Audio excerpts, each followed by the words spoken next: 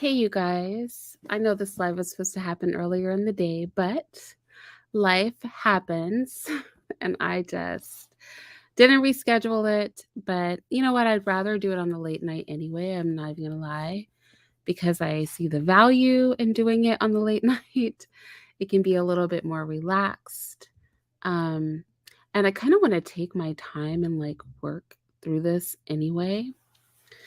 I guess a good place for me to start would be to start with why I'm making this live in the first place. And that is because of a message that I received from a woman on my Fact Women Are Stupid video. And I'm going to go ahead and I'm going to share what she wrote with you guys. And I have a whole, after I really got into it, there was so much that I could have put into this live. I'm going to go over what she wrote, and then I'm just going to go off on my own tangent, honestly. But because she was the inspiration for this, I'm going to go ahead and I'm going to address what she wrote to me first. And I used her comment, the beginning of it, as my thumbnail. If you haven't seen my original video, Fact Women Are Stupid, go watch that video. Go watch that video. Most women were triggered by the title, but those of you who know me know that I stay true to my titles, but the reaction you might have when you read the title is not always the reaction you have once you watch the video. Nevertheless, this woman came to my page and said, "It's ridiculous how little you understand about feminism." So first of all, I understand a lot about feminism, probably more than she understands, probably more than most women who purport themselves to be feminists understand. I don't really go into the nuances of feminism. I don't really talk about the thought leaders of feminism. I don't talk about how feminism has male origins. I don't talk how feminism has become very anti-woman and that the male bedrock of feminism is anti-woman. And I don't back that up with fact because I don't care about feminism like that. I feel like it's pretty obvious to most people who are paying attention where feminists stand. But she said, "It's ridiculous how little I understand about feminism. Mothers' rights are women's rights. Feminism is actually anti-family. It's anti-reproduction. I'm going to prove all this during this live. And I'm going to do it because of women like her, because women who don't actually know what feminism is, while pointing the finger at me saying I don't understand feminism. I don't think women understand feminism. Feminism is inherently anti-woman, anti-reproduction, anti-womb, pro-lesbianism. There's a reason that they attach feminism to lesbianism, and it isn't because a bunch of guys are mad that women are over here being feminists. It's because lesbianism is built into feminism, and this is not my opinion. I'm going to give you the words of people who are part of the foundation of feminism to prove this. So I'm gonna have this whole live because feminism is another one of those spaces where I think women have been stupid. And it's not because I don't love women and I'm not pro-woman. You guys know I'm extremely pro-woman. You guys know that I feel strongly about how women are devalued in society.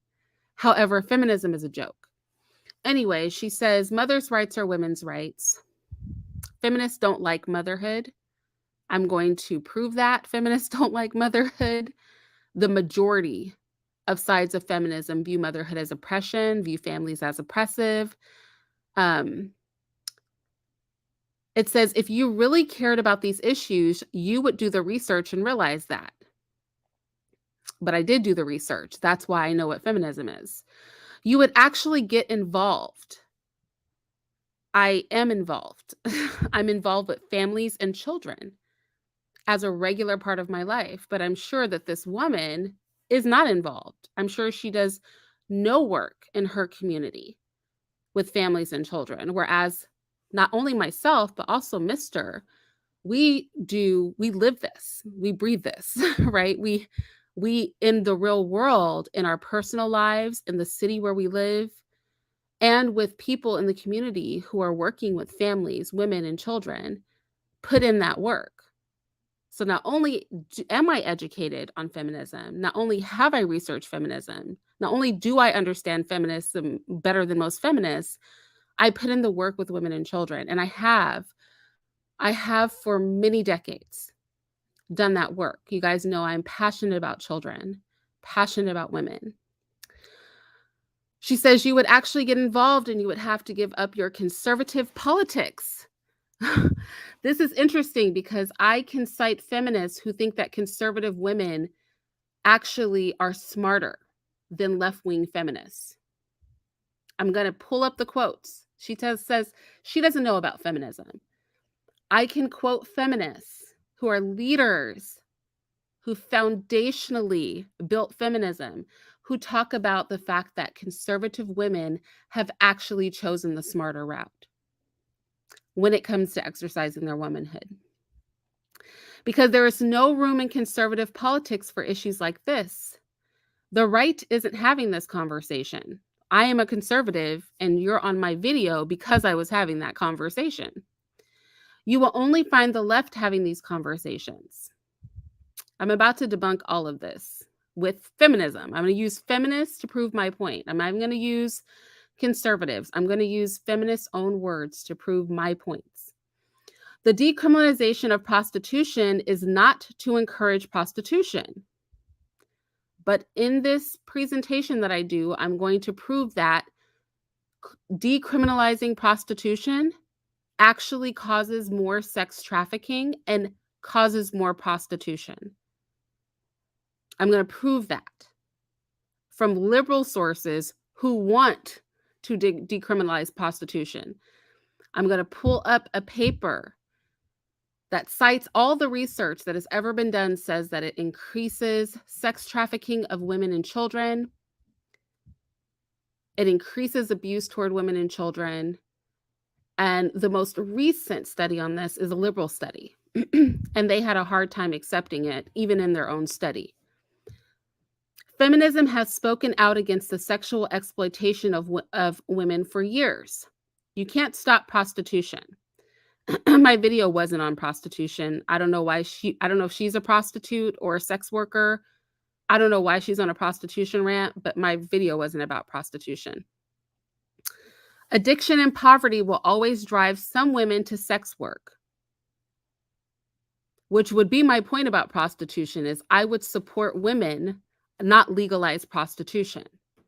If addiction and poverty are driving women to prostitution, then I would address addiction and poverty. I wouldn't legalize prostitution and put women in a position where the only thing they have to barter to live is themselves. That's ridiculous. That's why I say feminists hate women. They hate women so much they don't even realize they hate women. In criticizing me, she's showing her hatred for women.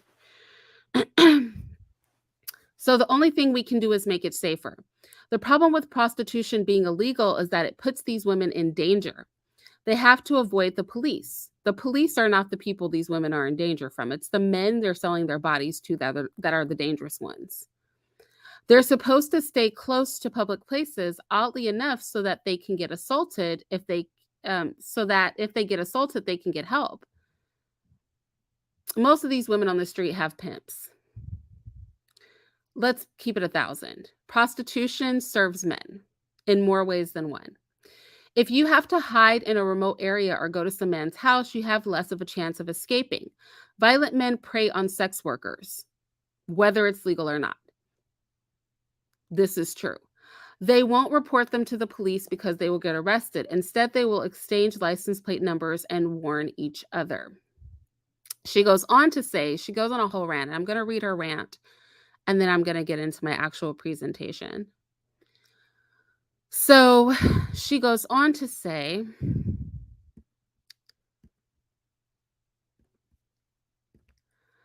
The whole thing about getting men to do what you want by withholding sex is ridiculous. You know what's funny about this? I actually don't promote withholding sex to get men to do what they want, but you know who does promote it? Feminists. In fact, feminists, especially the more left feminists, believe that by women having sex with each other and giving men no sex, in combination with some believe just taking sex away from men in general and women having sex with each other will take care of the patriarchy. Other women believe having sex with other women in combination with social policies will take away the patriarchy. So it's interesting she's accusing me of something when she doesn't understand her own feminism. I'm going to prove that feminism thinks that lesbian sex and not having sex with men is going to be the key to being down with the patriarchy. Or, taking the patriarchy down, I should say. So I just think it's interesting she accuses me of not understanding feminism while not understanding feminism enough to know that feminism wants to manipulate men through sex. I told women not to have sex with men because it's advantageous for us to not basically be candy on a string for men. Feminists tell you to have sex with other women as a way of controlling men. And I'm going to prove this today. I'm going to prove all of this. Rushing into marriage because you want to get laid is about as dumb as you can get. No, as dumb as you can get is having sex with random strangers you meet in the club, prostituting yourself in dangerous situations. As dumb as you get is opening up your legs to somebody that could impregnate you and then having to get an abortion or take a high dosage of medication to have a chemical abortion. That is as dumb as you can get. As dumb as you can get is not choosing to be monogamous with one person within the confines of marriage. But feminists are inherently anti-family, so I'm not surprised that she says that. It used to be that women were told their sexual needs were not important. That would be white women were told that. She's a white woman, so I'm not surprised that she's attaching it to this. They are only meant to please men sexually, which is why nobody even talked about the female orgasm. Oh, but feminists talk about the female orgasm. They talk about how women should give other women orgasms, and I'm going to back this up with facts and research. Sexual autonomy is simply deciding what you want to do with your body, not allowing others to control your body. That doesn't just mean a woman choosing casual sex. It also means she should not feel pressured to have sex. But you know that neo-feminism promotes whoredom in women. She knows this and I know this, and you guys know this. Most feminists aren't out there shaking their butts on Instagram. Well, I don't know. I think if you asked most women shaking their butts on Instagram, they would say they were feminists. I am like almost 10,000% sure. I mean, Meg Thee Stallion did a whole twerking video that she claimed was about feminism. Interestingly enough. A few maybe, more than a few, dear. There are different types of feminism. And not all feminists agree on everything. That's true. We're going to go over the types of feminism. But you would have to actually read feminist literature or content online to understand that. I think I could do better than reading it online. I own feminist content that I read out of a real book as well. And I've read plenty of feminist content, so I know the problem with feminism. The misunderstandings about feminism have everything to do with people simply not being educated. I think she means not being educated about feminism from actual feminists. They mostly watch videos of people trashing feminists or watch women freaking out and acting crazy in feminist cringe compilations, and they think that's what feminism is about. But I'm not most people. Women's issues are feminist issues. That is a lie. I say it on this channel all the time. If feminists were about women's issues, they would be talking about different things than what they talk about. There are even pro-life feminists. I find women talking about women's issues all the time and making feminist statements without realizing they are doing it. Do not think just because a person is not a feminist but agrees with something that a feminist says, that makes them feminist, right? If a feminist said right now that it is wrong to rape women, just because I also say it is wrong to rape women doesn't mean that I'm using a feminist talking point. You know what I'm saying? If a neo-Nazi right now said that the sky is blue and it is sunny out, and the sky is in fact blue and the sun is out, and I say, yeah, the sky is blue and the sun is out, that doesn't mean that I'm using a neo-Nazi talking point. Two people agreeing on a truth does not mean that you're using the feminist talking point.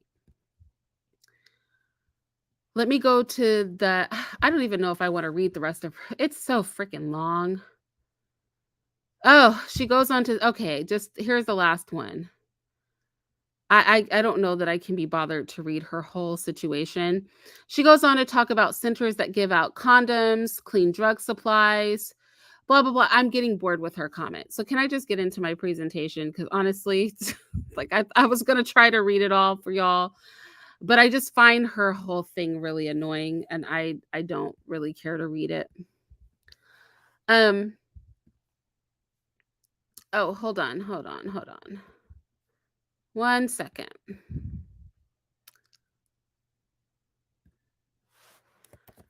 Let me share my screen. Did you catch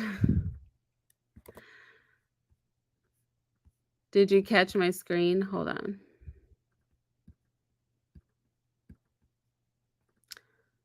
All right. Here we go. Feminism and lesbian theory, an unholy marriage. That is what that is what I want to talk about today. It was inspired by her comment, but y'all, her comment was just so ranty. I was gonna try, but I can't. I just have to move on. She said some other stuff though. Anyway, I want to start this out by something interesting. This is not exactly, I mean, it's tied to feminism because it's during women's suffrage, but it's something that Frederick Douglass said. And it's very interesting. It's very interesting to me.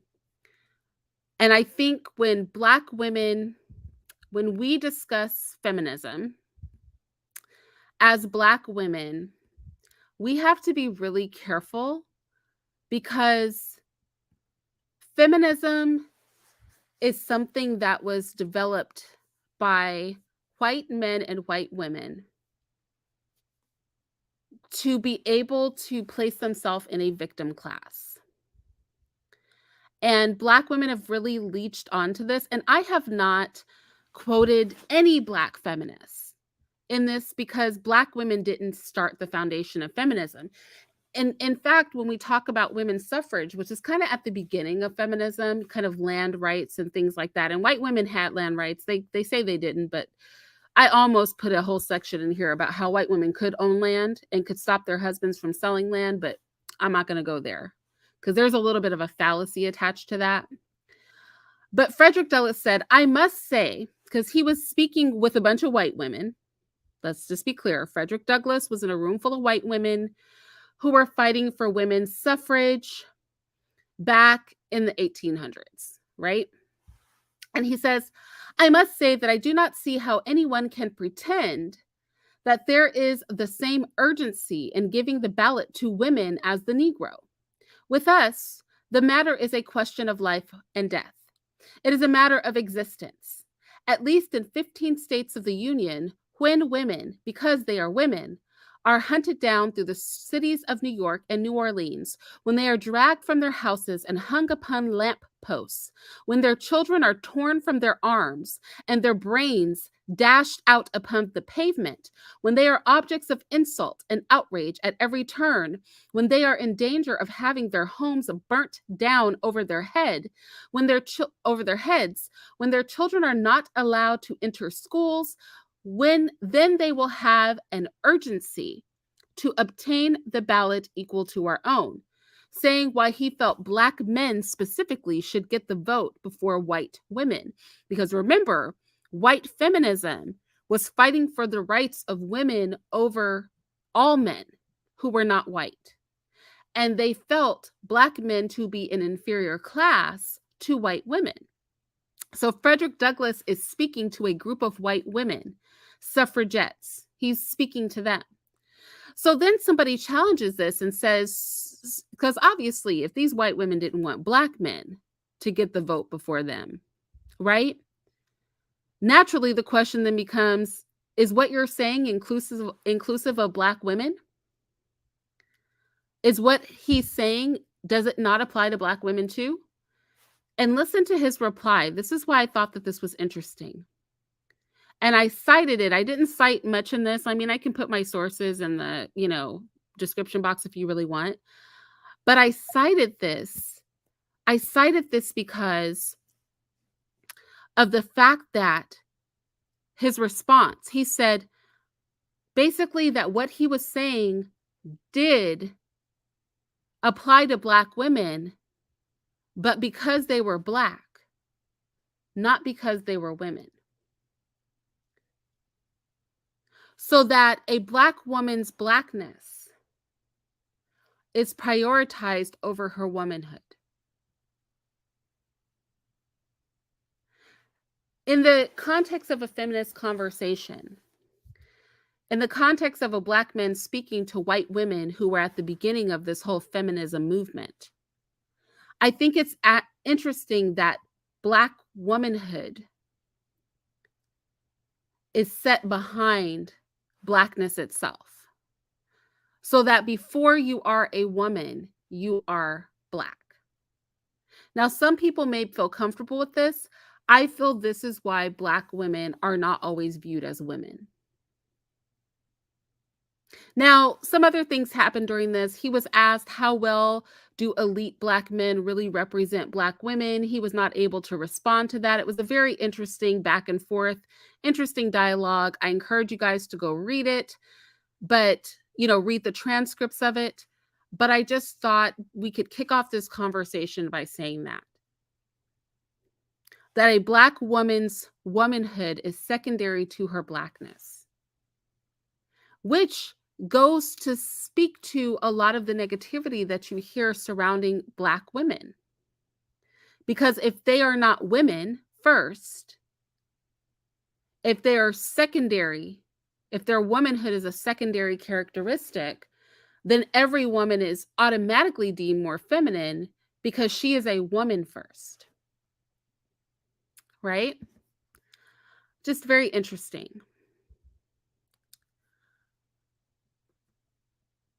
I want to go to Frederick,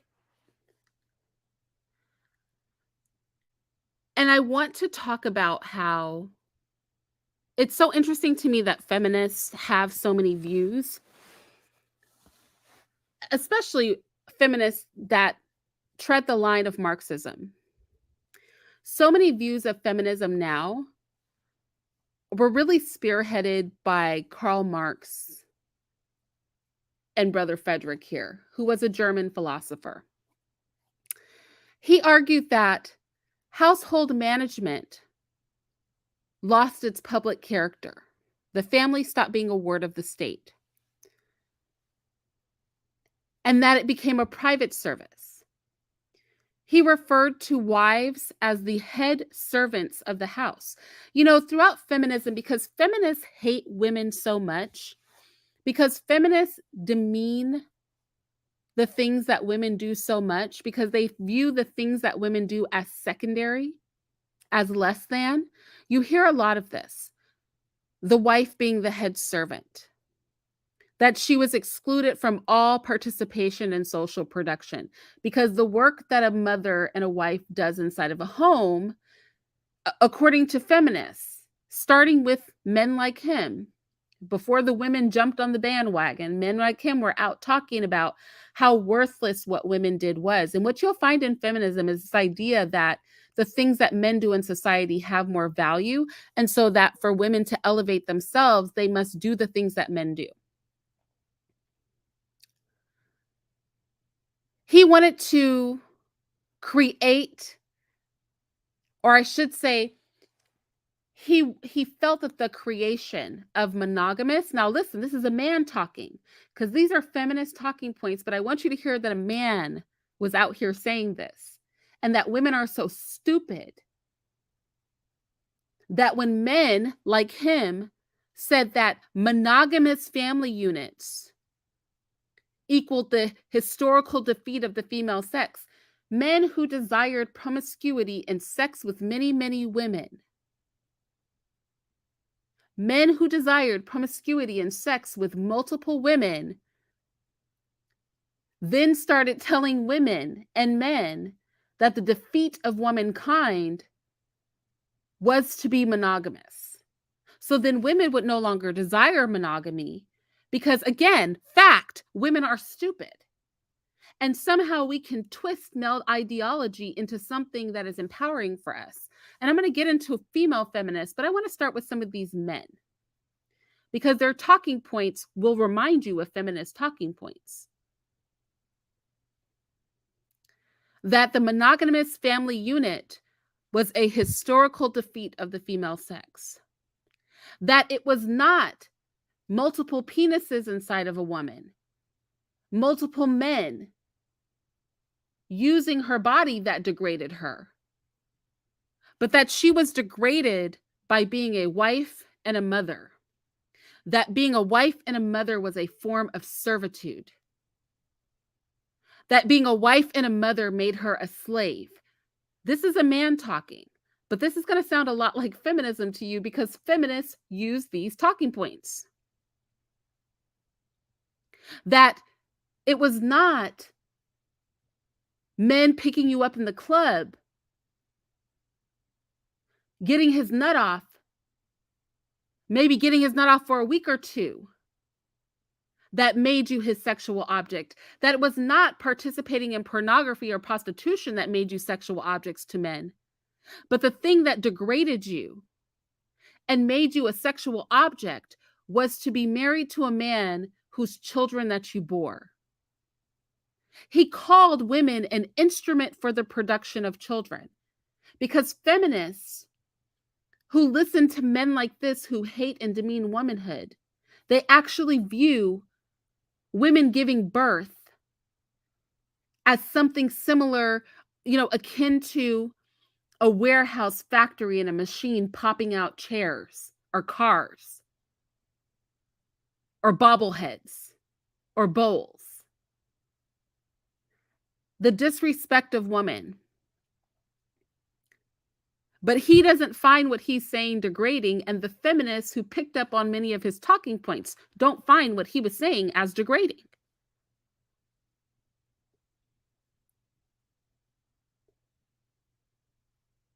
You had people like Rosa Luxemburg,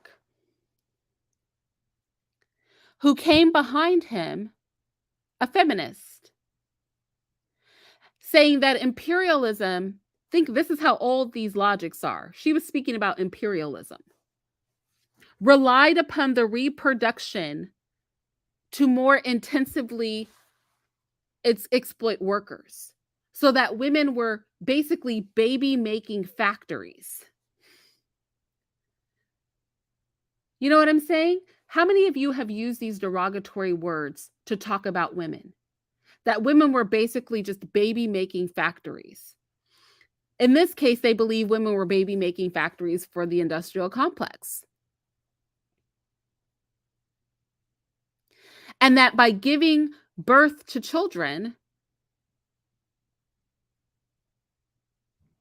women were actually contributing to the capitalist network. Marx and Engels took it a little bit further, referring to women as mere instruments for production. Now, these are men talking, but I'm going to show you women who believe this too. I mean, you might know women today who believe this about giving birth. Isn't it funny that the one thing that women were literally created for, which is carrying children, everybody treats it like it's so degrading and nothing? The very essence of womanhood is a negative thing in people's eyes, which I don't know about you, but I find that to be very insulting and disgusting.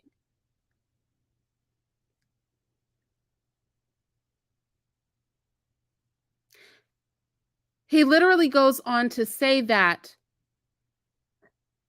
to prove that women are no better than a machine in a factory, that any man who wants to marry a woman, think about this is a man talking, any man that wants to marry a woman, make her his wife, any man that wants to have children with a woman is basically treating her like a piece of equipment.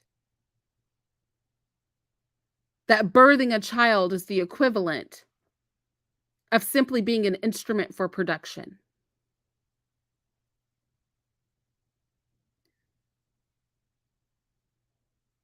No different than creating food or clothing or houses. Very, very degrading.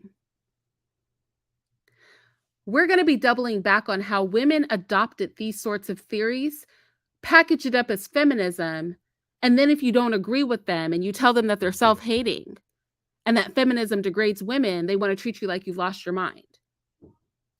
You know, they want to treat you as if you've gone crazy.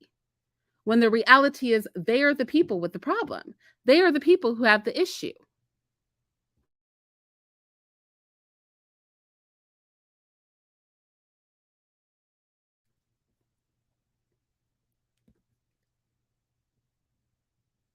No, the feminists did not.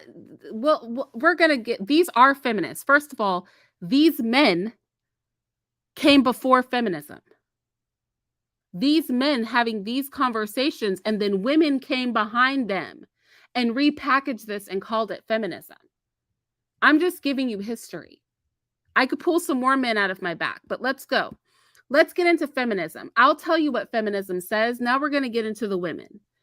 So, but before we get there, let's talk about the many types of feminism. There's liberal feminism, radical feminism, Marxist, socialist feminism, multiracial feminism, you know, Black feminists, Asian feminists, you know, all the feminists.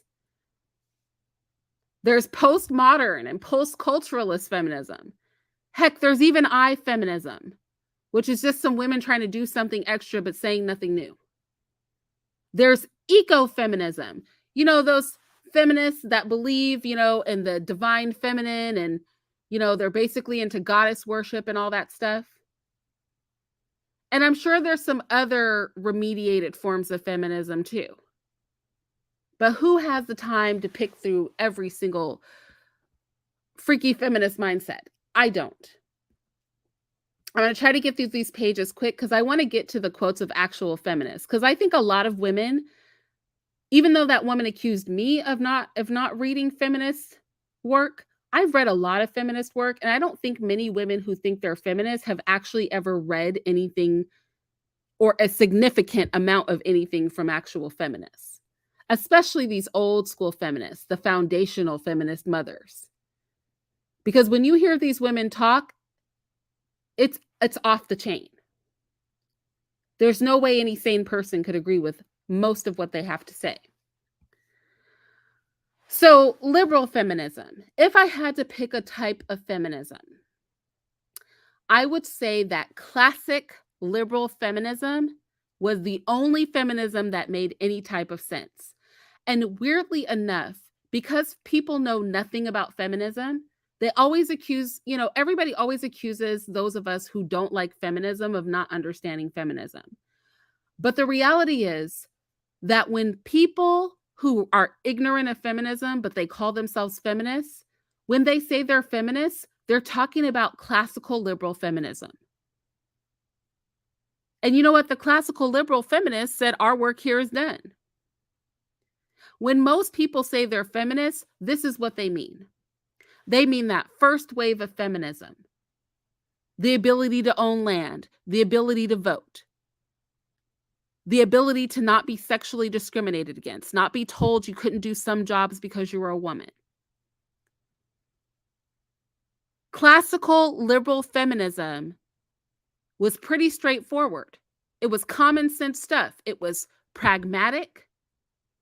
They had reasonable demands. They weren't all off into left field and some weirdness. And most people still treat feminism like it's back in the classic days. But the classical feminists overarchingly don't think they have anything else to do. They accomplished it. Then you have the new liberals. Then you have those new liberal feminists. The feminists that believe that the government should be used to create affirmative action for women, who want to tap into welfare and state programs. They're deeper into the left. They believe things, because liberal feminists aren't too off the chain, they don't want violence conducted against them. They want options. They're looking at women who are impoverished. This last one is a doozy, though, because it sounds innocent, but it's really not. This is when you get the women with vagina hats, burning their bras, right? It was these new liberals who wanted to burn their bras. It's these new liberals who want to make it seem like women in porn, isn't problematic. That women that are so desperate that they have to be hookers, that we shouldn't be working on getting them off the street. We shouldn't be working on supporting them. We should be legalizing prostitution. They want to be free of limits. It's 2020, we're not going to argue about twerking. Or 2022, we're not going to argue about twerking, right? That's the new liberal. Kind of riding on the coattails of the classic liberals. The classic liberals are all gone. Arguably, there are no more classically liberal feminists. That was when feminism kind of sort of made sense, even though it was highly racist. You get into radical feminism.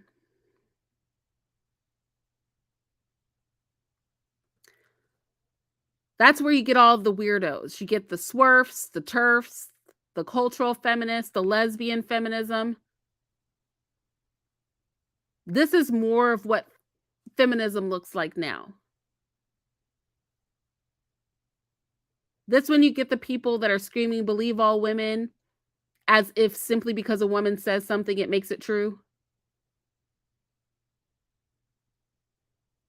It went through a period of time from the 70s, like the late 70s, into the early 80s, where this type of feminism was not questioned. They felt that above all things, the oppression of women was the most important thing, that all the ills of society were built on the oppression of women. They rejected what they considered to be the patriarchy's ideal. They rejected giving birth to children. They rejected marriage. They rejected caring for a household.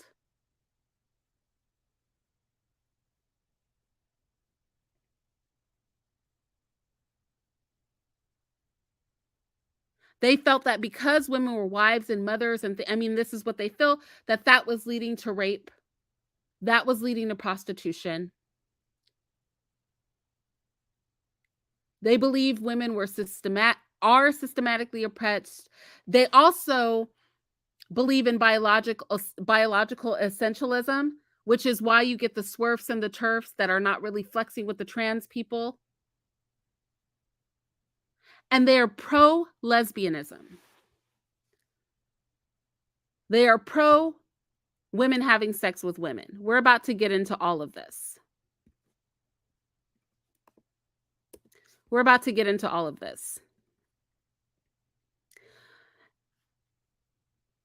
Let's read the Redstockings Manifesto. I just want to read a little excerpt for this. All of you feminists, because you know feminism so well, you will know what the Redstockings Manifesto is, right?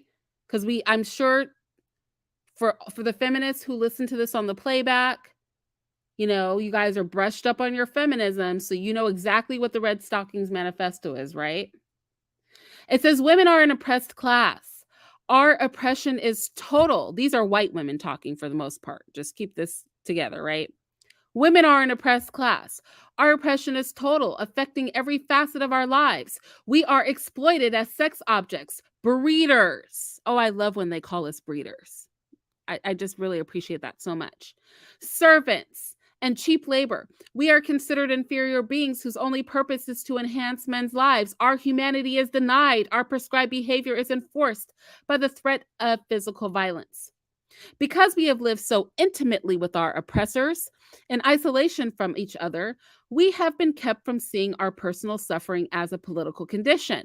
This creates the illusion that a woman's relationship with her man is, in fact, a matter of interplay, meaning you cannot have a consensual relationship with the man. That is what she's saying. You cannot have a consensual relationship with the man. This creates the illusion that a woman's relationship with her man is a matter of interplay between two unique personalities and can be worked out individually. In reality, every such relationship is a class relationship. The conflicts between individuals, men and women, are political conflicts that can only be solved collectively. We identify the agents of our oppression as men. Male supremacy is the oldest, most basic form of domination. All other forms of exploitation and oppression, racism, capitalism, imperialism, etc., are extensions of male supremacy. Male dominate women. A few men dominate the rest. All power structures throughout history have been male dominated, male oriented. Men have controlled all political, economic, and cultural institutions and backed up this control with physical force. They have used their power to keep women in an inferior position. All men receive economic, sexual, and psychological benefits from male supremacy. All men have oppressed women. We do not need to change ourselves, but change men. A lot of y'all are like, church, preaching to the choir. I will say this. I do believe that men and their abuse of women has led to feminism. I do believe that men and their abuse of women has led to feminism. We're going to get into the quotes of feminism, but I want to just take a look at Marxist and socialist feminism.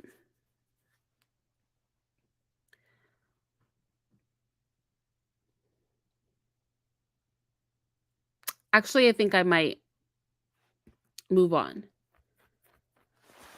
Here's a nice little quote. The real core of the feminist vision, listen to this, because all men have oppressed women. The real core of the feminist vision, its revolutionary kernel, if you will, has to do with the abolishment of all sex roles. That is, an absolute transformation of human sexuality and the institutions derived from it. That would mean families. I want to be clear that she's talking about families, because a family includes sex roles. In this work, no part of the male sexual model can possibly apply. For men, I suspect that this transformation begins in the place they most dread. That is, in a limp penis. I think that men will have to give up their precious erections and begin to make love as women do together.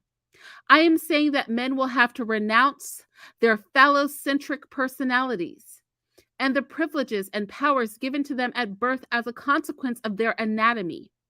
That they will have to excise everything in them that they now value as distinctively male. Now, listen to what she is saying. Pornography, prostitution, men abusing women, the degrading of women, those things are real. And that has led to feminism.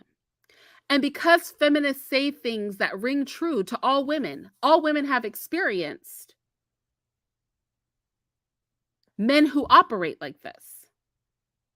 Because it is so common, it is easy for women to get trapped into feminism.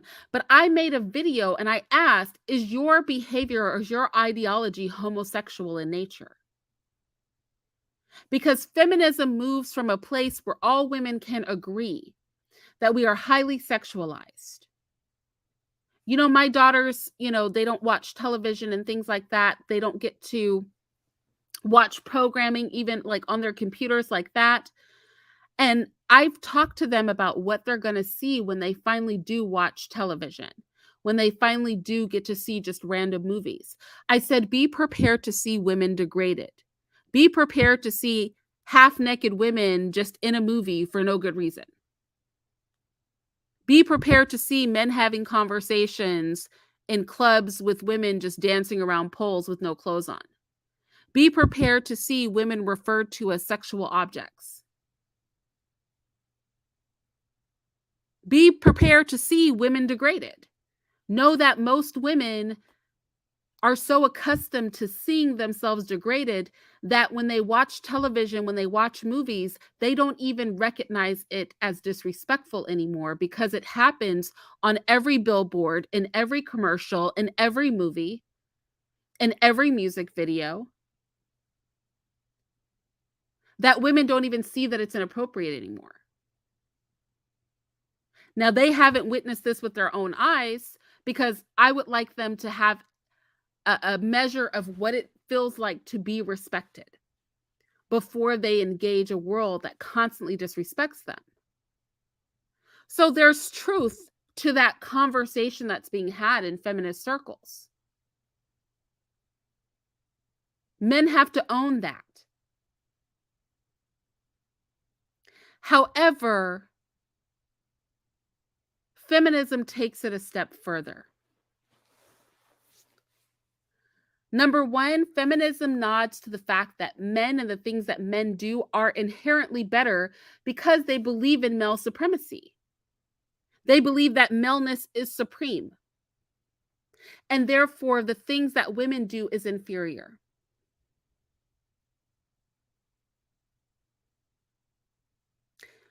Getting to a quote by one of the most respected feminists on the planet, the penis as the epitome of masculinity. Men define their lives primarily in terms of masculinity. It is a universal form of ego boosting. That is, in every society, however, how homogeneous, with the absence of racial, ethnic, or major economic differences, there is always a group of women to oppress. Since the clitoris, listen to this, because remember, you were probably on board with that last quote, but I want you to hear where the logic goes. Since the clitoris is almost identical to the penis, which it is not, one finds a great deal of evidence of men in various societies trying to either ignore the clitoris and emphasize the vagina. She's basically saying that heterosexual intercourse is a man's way of ignoring the clitoris. Or, as in some places in the Mideast, actually perform, mutilating the clitoris. You guys know I'm not for female mutilation or male mutilation. Leave the vagina and the penis alone.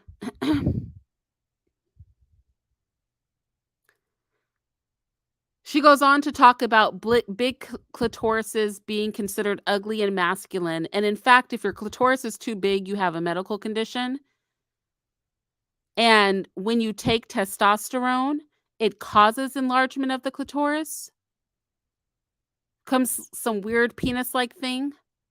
So there's some scientific validity to that. She goes on to say, it seems clear to me that men, in fact, fear the clitoris as a threat to masculinity.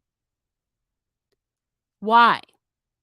Sexually expendable male men feel that they will become sexually expendable if the clitoris is substituted for the vagina as the center of pleasure for women. Y'all, I really want you to follow me on this because she's about to flip this into some lesbian stuff. I knew it was going there back when I first read this, but I don't know if you guys are having the same epiphany that I did when I was reading her work. Actually, this has a great deal of validity if one considers only the anatomy. The position of the penis inside the vagina, while perfect for reproduction, does not necessarily stimulate an orgasm in women because the clitoris is located externally and higher up. Women must rely upon indirect stimulation in the normal position. First of all, if you've not had a vaginal orgasm, I feel bad for you because it is possible. Very possible. Lesbian sexuality, this is where she's going with it. Lesbian sexuality could make an excellent case based upon basically the positioning of the clitoris for the irrelevancy of the male organ. Why even have sex with men? Penises and vaginas are just for reproduction. If you want pleasure, have some lesbian sex, is what she's saying. Albert Ellis says something. Albert Ellis said, because they only like men, let me tell you, they only like men who are willing to be castrated. Albert Ellis says something to the effect that a man without a penis can make a woman an excellent lover. Baby. This is feminism for you. You know, these feminists, I'm just getting started with these quotes. Feminists are off the chain. And this isn't some random weirdo feminist. This is like, this is like one of the big kahunas. Is that what it's called? One of the major players in feminism. Considering that the vagina is very desirable from a man's point of view, purely on physical grounds, one begins to see the dilemma for men.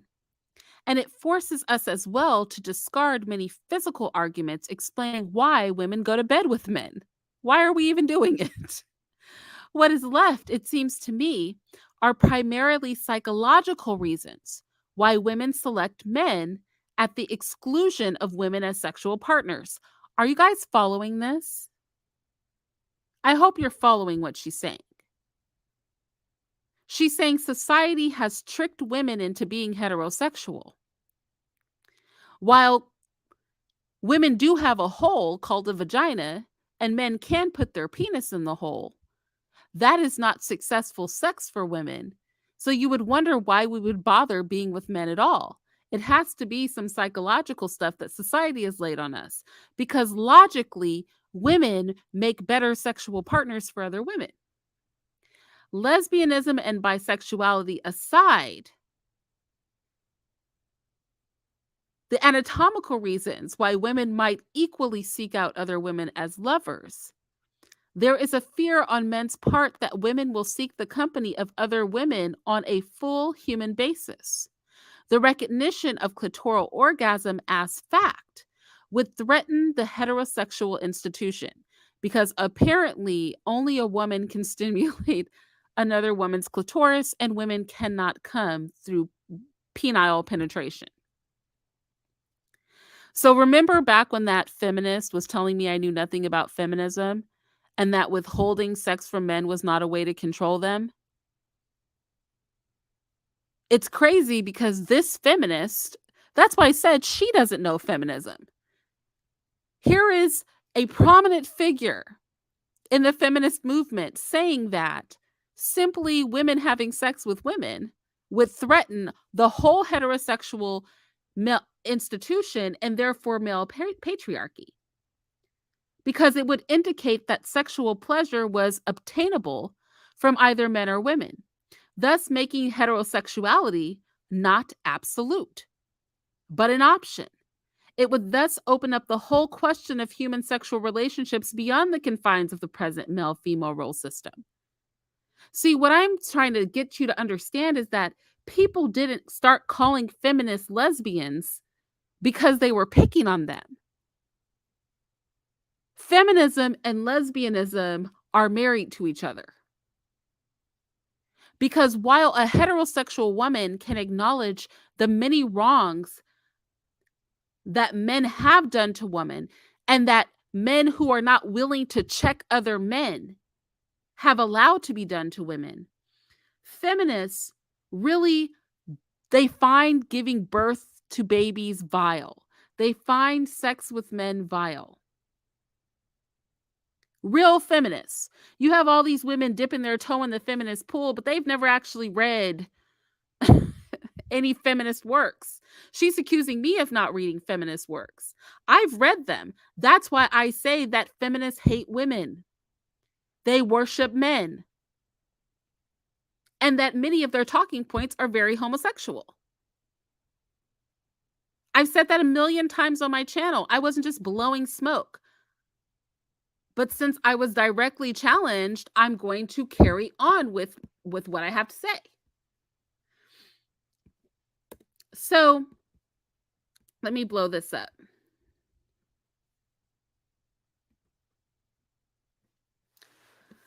One position advanced by some lesbians is the idea that lesbians are the vanguard of the women's movement.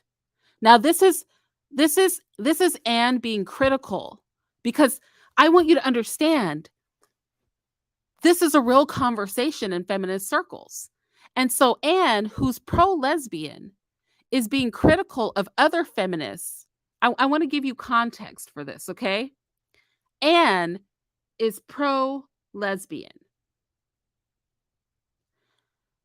She is now giving pushback to other feminists who are pro-lesbian, and she's basically going to tell them it's not enough for us to be lesbian. We have to do something other than being lesbian. Check it out. She says, one position advanced by some lesbians is the idea that lesbians are the vanguard of the women's movement because, number one, let me stretch this out. Number one, they broke with sex roles before there was even a feminist movement. Number two, they have no need for men at all. Somehow, lesbians are the revolution. I'm quoting her right now. This is a paper that she wrote. Now, this is me in red. She only challenges this argument by adding something to it. She agrees with those 2 points, but she wants you to know that sex roles and male supremacy aren't going to go away just by being lesbians. This is her argument. It's not good enough to just be a lesbian. It's also going to take some sophisticated political muscle and collective energy for women to eliminate sexism. So that a lesbian relationship, it will give a woman more happiness and give her more freedom. Being a lesbian will bring women more happiness and freedom, as long as one of the lesbians isn't trying to play gender roles. You have to be a lesbian without gender roles. One of you can't be feminine and one of you pretending to be masculine, right? You have to be gender neutral in your lesbianism, right? Because if you're not gender neutral in your lesbianism, then you're just working to reinforce the system. So she doesn't say that her only pushback is that you can't just be gay. You have to be gender neutral and a lesbian, and you have to be willing to make some political change. That's kind of the triune, right? The unholy trinity. I'm not a Trinitarian, but you know what I'm saying? Of feminism. Let's move on to Miss Jill here.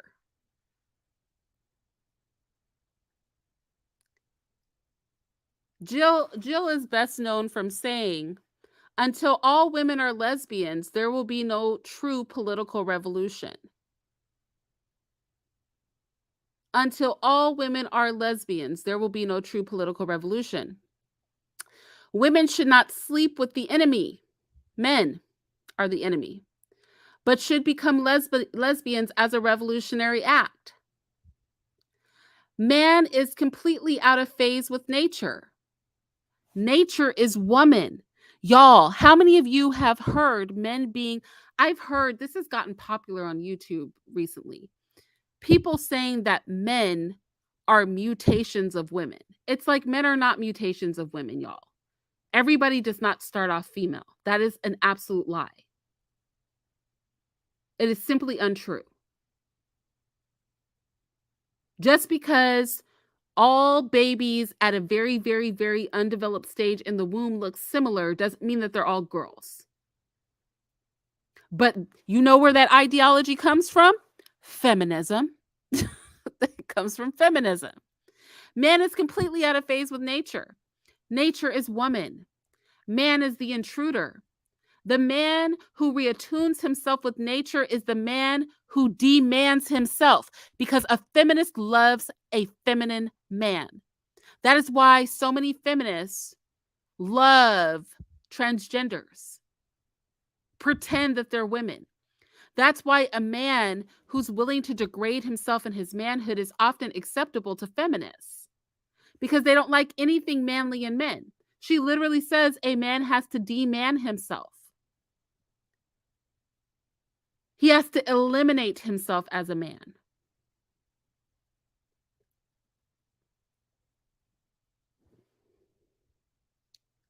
These are my words right here. These aren't her words. I'll move that down. I'll put it in red. I try to keep what I wrote and what are quotes from them separate. But y'all, I mean, this is feminism. This is why I don't rock with feminists. They're on something else. And most people who claim to be feminists have never read the work of their foundational feminists. These are the people that foundationally got this together for you.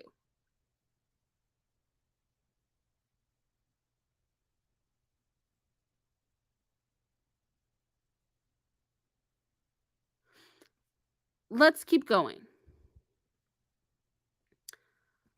Because Betty is a piece of work. When I tell you Betty she despises motherhood, like with a passion. She hates motherhood.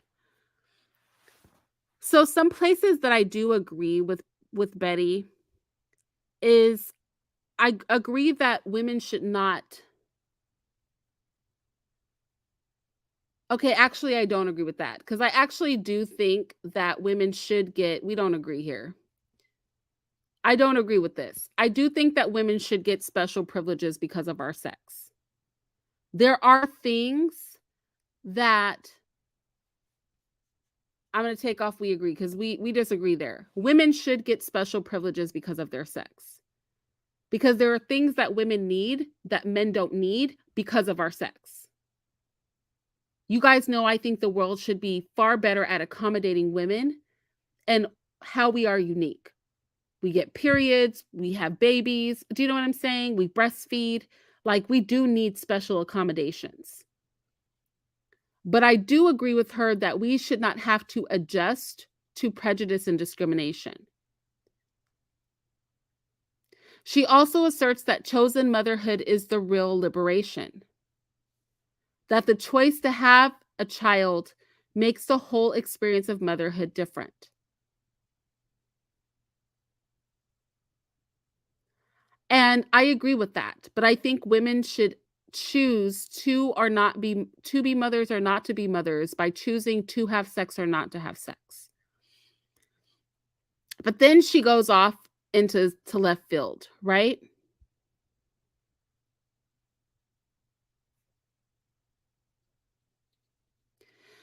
Listen what she says. Each suburban wife struggles with it alone. As she made the beds, shopped for groceries, matched slipcover material, ate peanut butter sandwiches with her children, chauffeured Cub Scouts and brownies, lay beside her husband at night, she was afraid to ask, even of herself, the silent question, is this all? Because they don't respect motherhood. They don't think it's an important job to be a wife, to be a mother. They don't think cultivating new human beings has value. She says the only way for a woman, because they think men are superior, she says the only way for a woman, as for a man, to find herself, to know herself as a person is by creative work of her own. But she doesn't believe that work can be found by a woman being a wife and mother.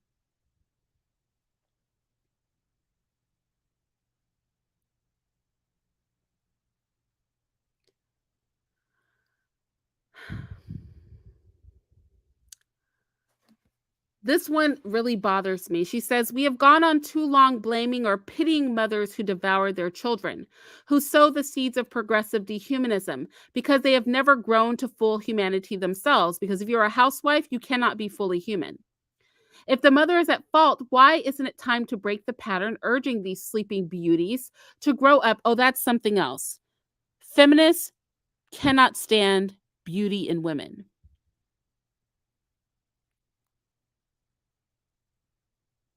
They can't. There's a lot of beautiful women that think they're feminists, but you attractive women have not heard the ugly things that feminists say about beauty.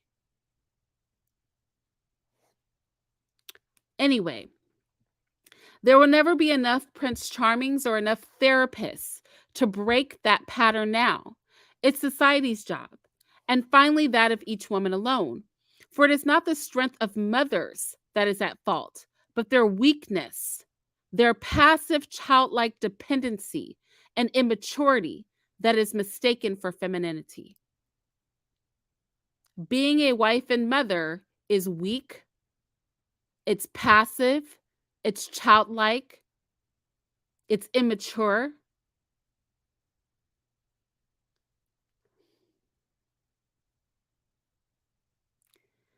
She says that women who are wives and mothers don't grow up.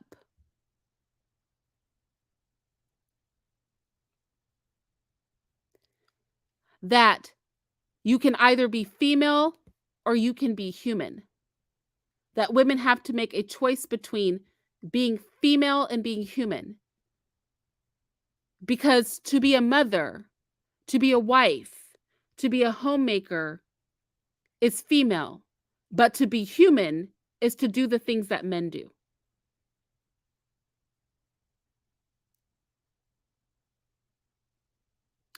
She says over and over again, stories in women magazines insist that women can know fulfillment only at the moment of giving birth to a child.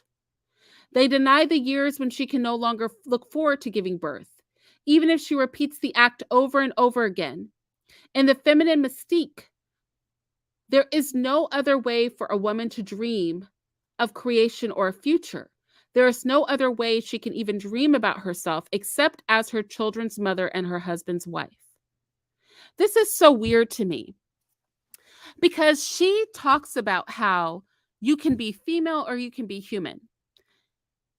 Being a mother and a homemaker is a job. It's a lot of work. And just like with anything, nobody can do any job forever. Everybody has to retire at some point. Yes, women reach an age where they can no longer produce children.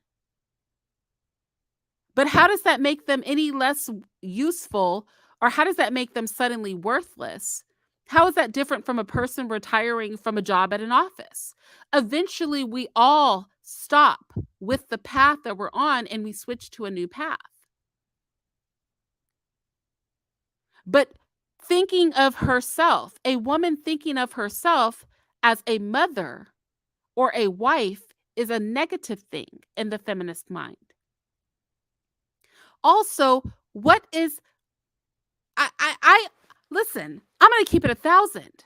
I respect women who don't have children, But until you have felt a life in your tummy, and from a positive place, because if you had a negative pregnancy, that is a horrible thing. I wish every woman to have a beautiful pregnancy where the child that she is carrying is loved by both her and the father of that child.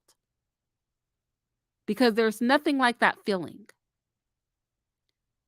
But giving birth is freaking amazing. But feminists don't view it as amazing. They view it as meaning nothing, as having no value. Therefore, because it has no value, because it is not the thing that men do, it is demeaning.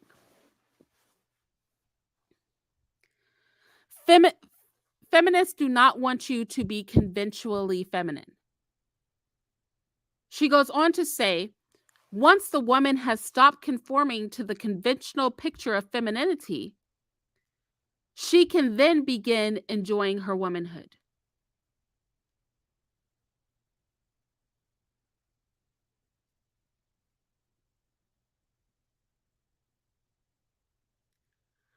She says that if you want to be a mother, you have no goal, no purpose, no ambition.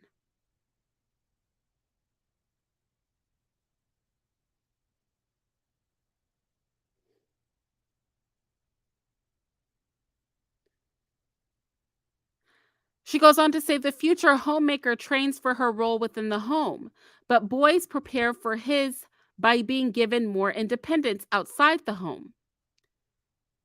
He gets his paper route or a summer job.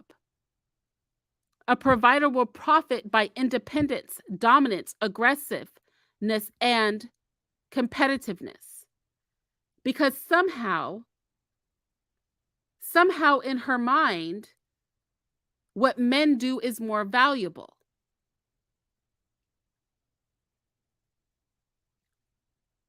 Women can't be independent if they are mothers. Somehow, this is interesting to me because if a woman is a teacher, that would be considered independent. But if a woman teaches her children, that's not independence. If a woman owns a daycare, that would be considered being entrepreneurial. But if a woman cares for her own children, that's oppressive. And she's basically like a living child. She goes on to say American housewives have not had their brains shot away, nor are they schizophrenic in the clinical sense. But if the fundamental human drive is not the urge for pleasure or satisfaction of biological needs, but the need to grow and realize one's full potential, their comfortable, empty, purposeless days are indeed a cause for nameless terror. She considers being a wife and mother, and many feminists do, some of you may have this view, as being comfortable, empty, and purposeless. This is an insult. I said feminists don't like women. They don't. They do not like, they are quicker to defend a prostitute than a mother. They do not like women. They do not like us.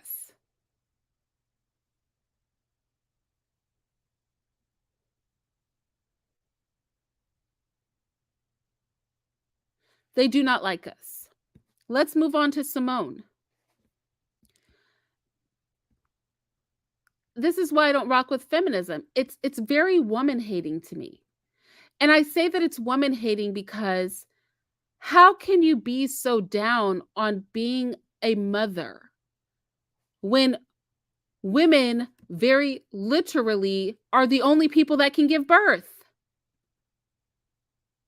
How can you be down on the thing that actually is super unique about women that doesn't even make sense?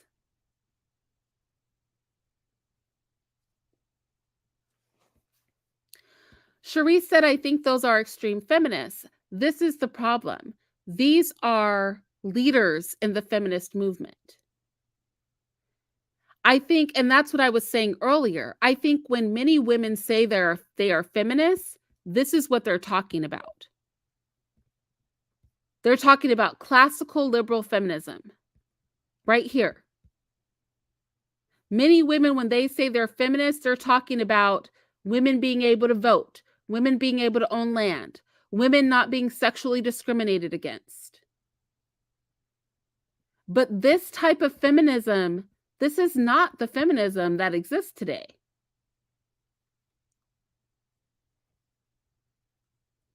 Women keep saying they're feminists as if this is what feminism is in 2022. This is done. All this is done. Feminism has moved on from that. Feminism is now trying to make sense out of sex work. Feminism is now saying women find their liberation through being promiscuous. Feminism is now saying that being a mother is oppressive.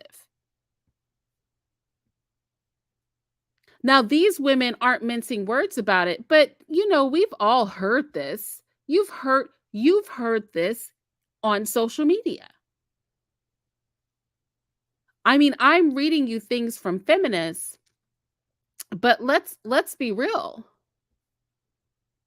You've heard, maybe not so explicitly, but you've definitely heard this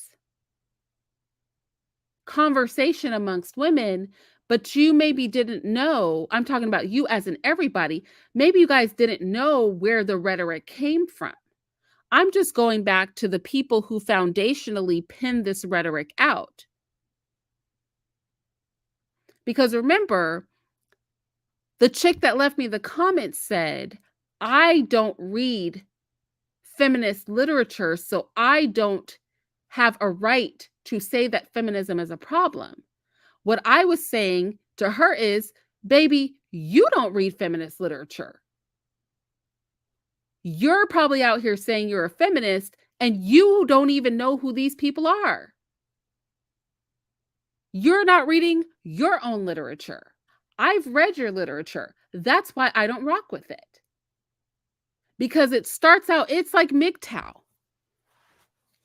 It's like the MGTOW movement. Men have some valid complaints in the MGTOW movement. But if you've ever been around these MGTOW dudes, the valid stuff that they say is really just a gateway drug into some really off-ish.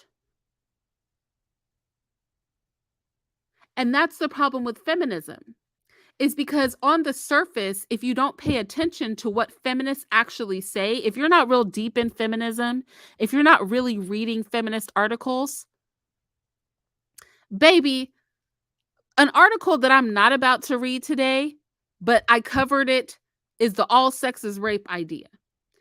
But I found another one years ago. I covered this here on this channel. This is because a long time ago, I covered the all sex is rape thing.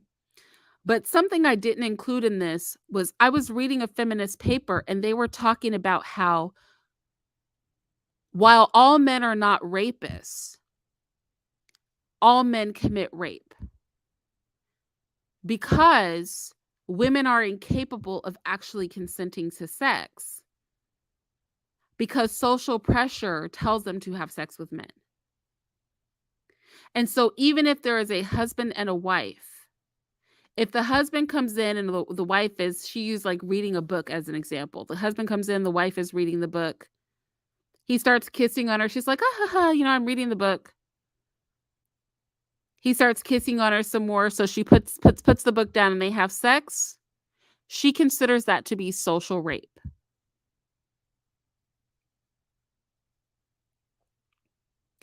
But this idea is an idea that is foundationally rooted in the original, after we got out of first wave feminism, because feminism has moved on from first wave feminism. We are in the third, fourth, quadrillionth wave of feminism now.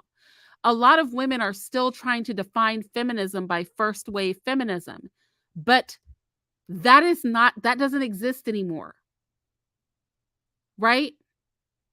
That's not a thing anymore. First wave feminism is gone. So if you're saying the words, I'm a feminist, but you're referring to first wave feminism, you're sorely mistaken. It says woman has ovaries. This is Simone talking. Again, if you're a feminist, you know who all these women are. Woman has ovaries and a uterus. Such are the particular conditions that lock her into her subjectivity. Her ovaries and her uterus are the source of her subjectivity. Like I said, they do not like heterosexual reproduction. They do not like women. Some even say she thinks with her hormones. Man vainly forgets that his anatomy also contains hormones and testicles. He grasps his body as a direct and normal link with the world that he believes he apprehends with all objectivity, whereas he considers a woman's body an obstacle, a prison, a burden by everything that particularizes it. To be feminine is to show oneself as weak, futile, passive, and docile. This is literally and positively almost exactly what Betty said. Betty said the same thing. And many women still believe this. For a fact, you've heard on social media, on YouTube and other platforms, that femininity in what is considered a traditional form is weak. It's passive, it's docile. The girl is supposed to not only primp and dress herself up, but also to repress her spontaneity, because obviously you can't actually be feminine and spontaneous. I mean, that's the assertion. And if you watch television and movies, do you notice that the outgoing girl, that's the smart one, is always the one that's, willing to break out of the feminine mold?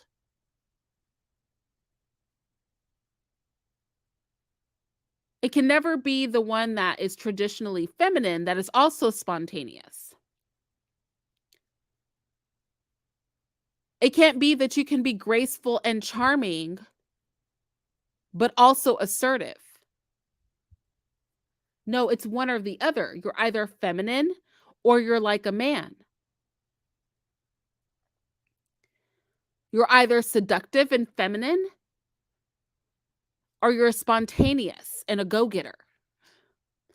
But you can't be both. A woman alone always seems a little unusual. It is not true that men respect women. Actually, I agree with this. I've actually talked about this on this channel. It is not true that men respect women. They respect each other through their women, wives, mistresses. When masculine protection no longer extends over her, women are disarmed before a superior caste that is aggressive, sneering, or hostile as an erotic perversion. I actually agree with that. And that's why I say that men are responsible for feminism. I mean, I've already proven that men literally came up with the ideas that feminists think, which it's funny to me that they're trying to unoppress themselves by using the same sort of talking points that men did, but whatever. But also, this is true. I actually agree with this. And I've said this on this channel, that women are protected because men delve out consequences to other men, and not just respecting women and children are men's ways of respecting each other. And that a woman, that's why, going back to MGTOW, back in the day, that's why my comments are turned off on my MGTOW videos. The first thing that you will hear a man say, right? Those MGTOW dudes would come into my comment section. They were like, yeah, when men stop protecting women, like when it all goes down, you're going to be one of the first ones to get raped. Why? Because an unprotected woman, a woman without a male covering, is fodder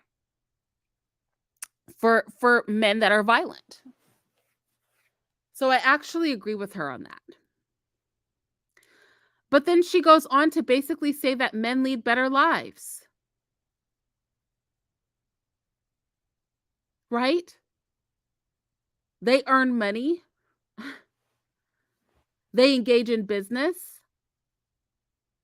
and somehow that is better. And women recognize it is better, which is why their wives wish to rob them of that.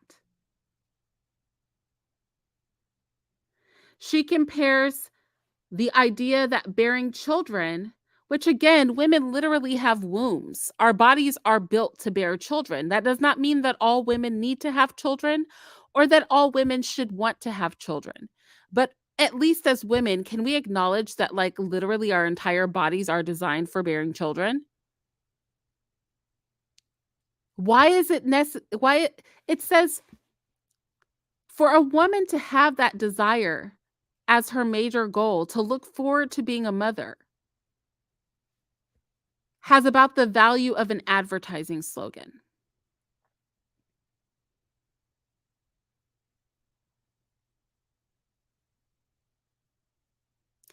Many women might be able to relate to this. She says, I'm awfully greedy. I want everything from life. I want to be a man. I want to be a woman. I want to have friends and no friends. I want to be lonely and not lonely. I want to work too much and write books. I want to travel, enjoy myself. I want to be selfish and unselfish.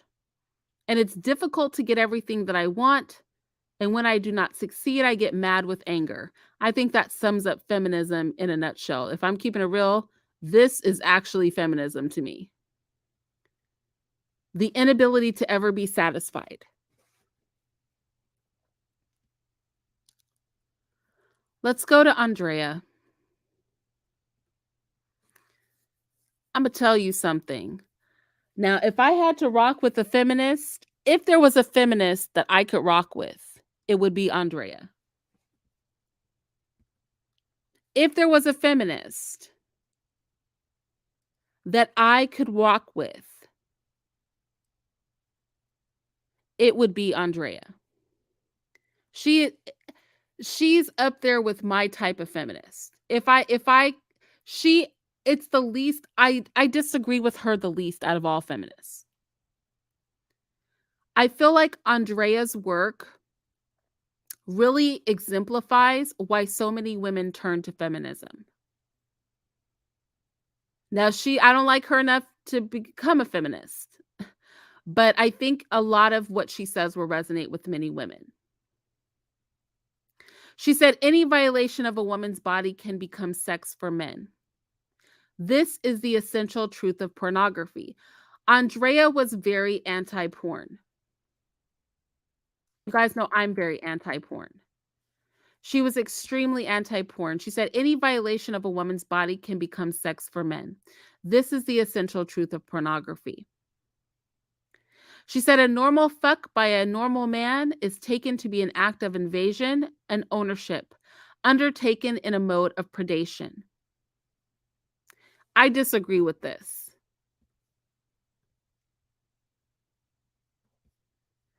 They always come for wives and mothers. Women have been chattels to men as wives and prostitutes, as sexual and reproductive servants. Being owned and being fucked are or have been virtually synonymous experiences in the lives of women. He owned you, he F's you. The effing conveys a quality of ownership. He owned you inside and out. Pornography is a huge thing that will drive women to feminism. Pornography is so vile and disgusting, and so many women try to act like they're cool with that. Even this whole thing about going to strip clubs with men, this idea of women participating in the ritual dehumanization of women, and then you're cool because you go along with that and you don't complain and you're not offended. That's why I said women are stupid. Because everybody's a feminist, but somehow being a feminist means engaging in watching other women be degraded. Come on now.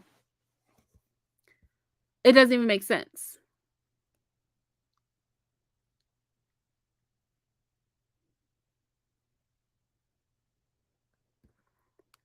Oh gosh. It's wonderful when men come in the comment section and make stupid comments. That's so helpful. I really can't stand that. I cannot stand when men come into my comment section and act retarded. Because I'm trying to have a serious conversation with women and all you guys do is come in here and be disgusting. That's not helpful. Nobody is excusing you. I may not like feminists, but I don't like men that are worthless either.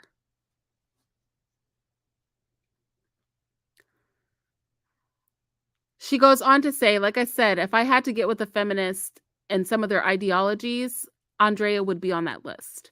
Feminists are often asked whether pornography causes rape. The fact is that rape and prostitution caused and continue to cause pornography. Dude. Politically, culturally, socially, sexually, and economically, rape and prostitution generated pornography. And pornography depends for its continued existence on the rape and prostitution of women.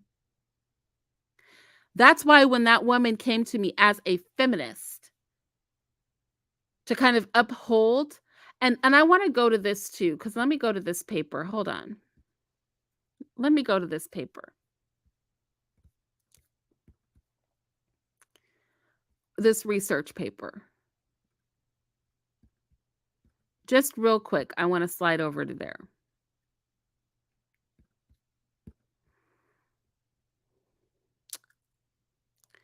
This is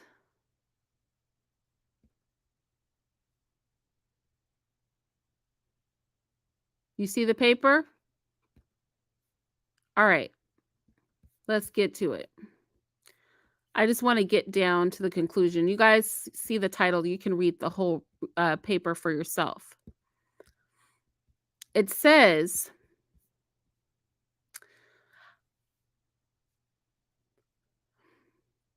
and this was really unfortunate because this is a liberal paper and they don't want prostitution to be a problem, right? Their goal is that prostitution is not a problem.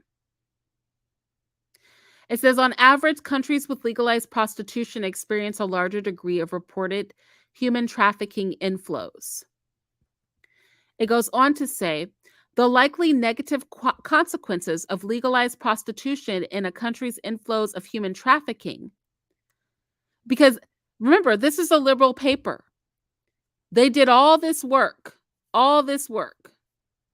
right? They put in all this work. All these pretty graphs and everything. And unfortunately, they had to admit, even though they didn't want to, that countries that legalize prostitution have more human trafficking. But then, because they couldn't accept their own research, they said the likely negative consequences of legalized prostitution on a country's inflows of human trafficking might be seen to support those who argue in favor of banning prostitution.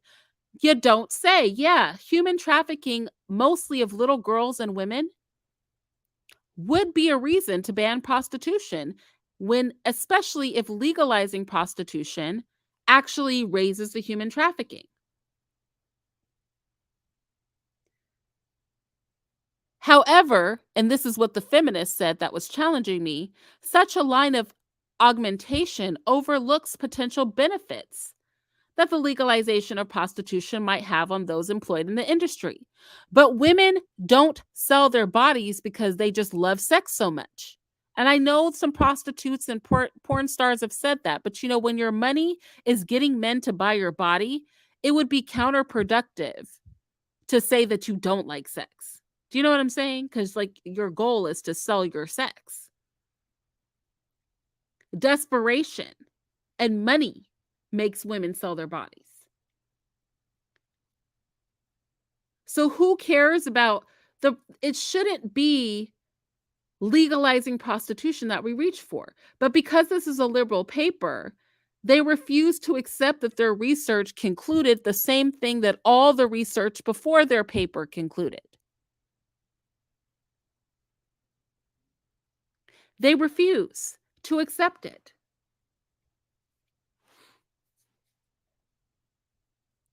They go on this, they're basically like, yeah, you'll have more human trafficking, but the people who aren't trafficked will be safer. This is a liberal paper. I had to just take an intermission for that. Because like I said, if I were going to rock with the feminist, it would be Andrea, because even though she clearly doesn't like heterosexual sex because she's been watching so much porn, and I got to say, you watch enough pornography, you talk to women who are sex workers, who work in strip clubs, who make uh who work in porn, those women do not like men. Those women see men as disgusting creatures on the whole. So I'm not surprised that Andrea feels very negatively about heterosexual sex, because she's, spent so many years looking at porn. She goes on to say, it's not in becoming a whore that a woman becomes an outlaw in this man's world. It is in the possession of herself, the ownership and effective control over her own body, her separateness, her distinctness, the integrity of her body as hers and not his. Prostitution may be against the written law, but no prostitute has defied the prerogatives or power of men as a class through prostitution. I think, like I said, I could really get with some of her writing. I don't get with all of it, but some of it. I love that she said that. Prostitution is not liberating.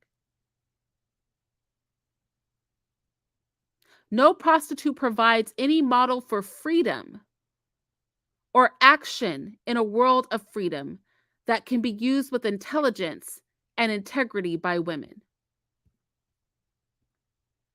I quoted her specifically.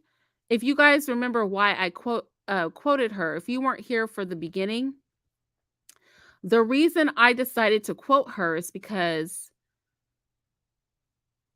she told me that I was ignorant of feminist writing because I was anti-prostitution and anti-porn. If we go back to it, she told me that I didn't read feminist writing, but I decided to quote one of feminism's major players and quote her literally. She went on this whole rant about prostitution. But see, if feminists were really good people, they would not be petitioning for sex work. Because as Andrea said, one of their mammies, she's one of the mothers of feminism. As she said, a prostitute has never been liberated.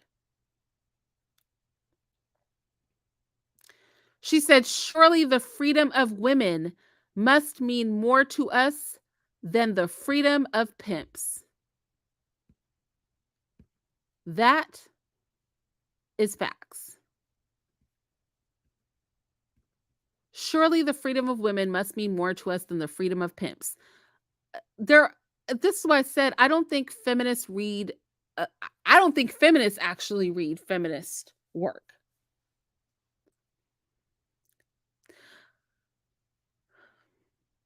Here's her on the left. The new pornography industry is held by leftist males. You know how she told me I could not be conservative?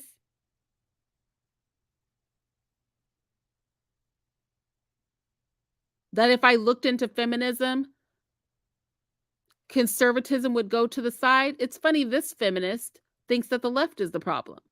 The new pornography industry is held by leftist males to be inherently radical. Sex is claimed by the left as a phenomenon. The trade in women is most of sex. The politics of liberation are claimed as indigenous to the left by the left. Central to the politics of liberation is the mass marketing of materials that depict women being used as whores. There's that. One of the feminist movement's most outspoken feminists.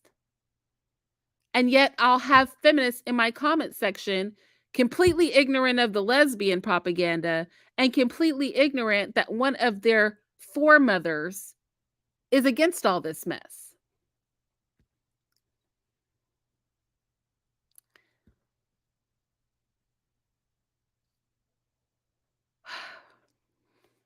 So because she's so deep into porn,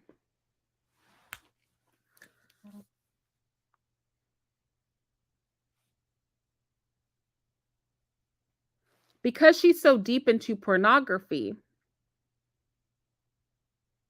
I don't know if I'll be able to finish this tonight. Let me see. Because she is so deep into pornography, it has made her hate heterosexual sex. And that's why I say men produce feminists. Men and the things that they do produce feminists.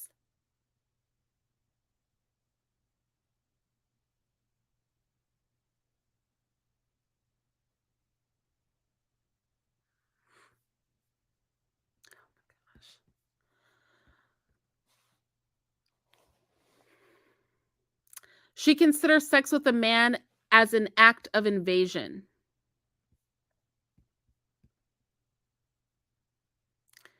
She considers it to be predation, having sex with men. Hold on, you guys.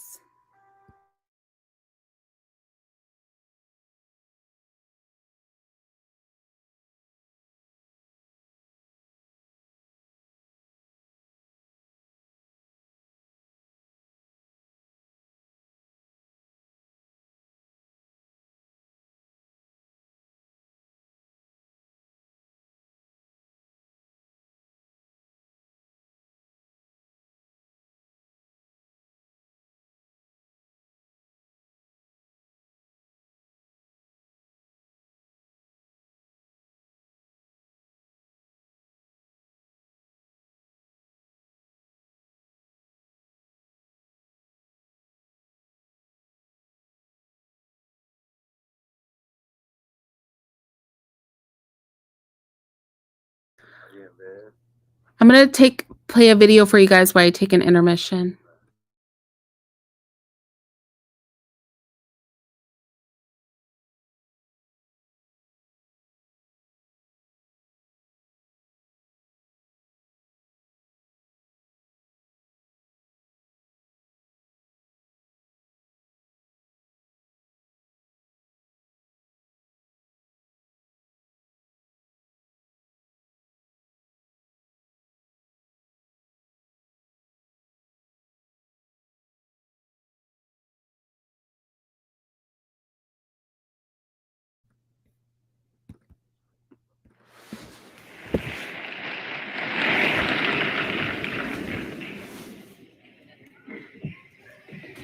I think Jermaine was born in Australia and I was born in England.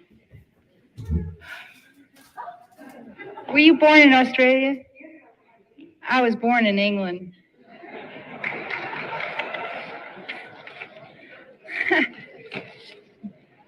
I can't help it. That's just the first thing I thought of. But...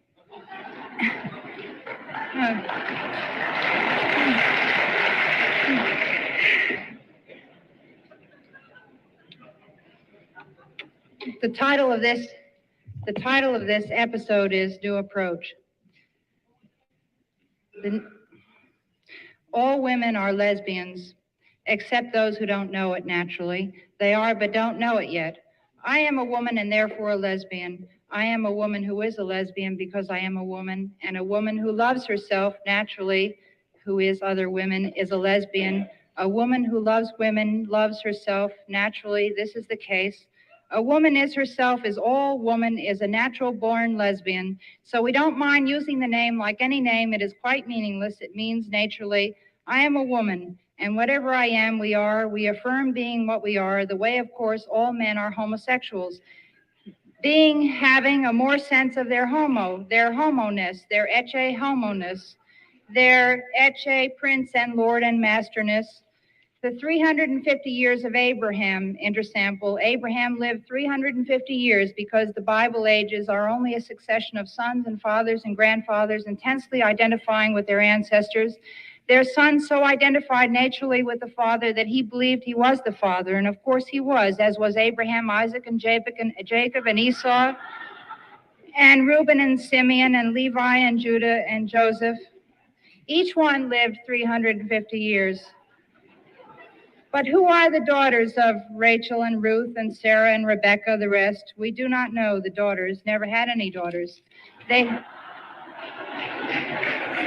had only sons who begat more sons and sons.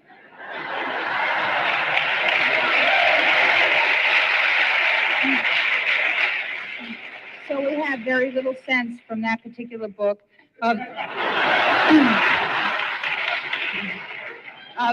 the lineage and ligaments and legacies and identities of mothers and daughters and their mothers and daughters and sisters who were naturally not lesbians if they had nothing of each other save sons. So now we must say, verily, verily, I say unto thee, except a woman be born again, she cannot see the kingdom of Goddess. A woman must be born again to be herself, her own eminence and grace, the queen self, whose mother has pressed upon her mouth innumerable passionate kisses, so sighs. There is in every perfect love a law to be accomplished too, that the lover should resemble the beloved and be the same, and the greater is the likeness, brighter will the rapture flame. Ah, lover and perfect equal, I meant that you should discover me so by my faint indirection.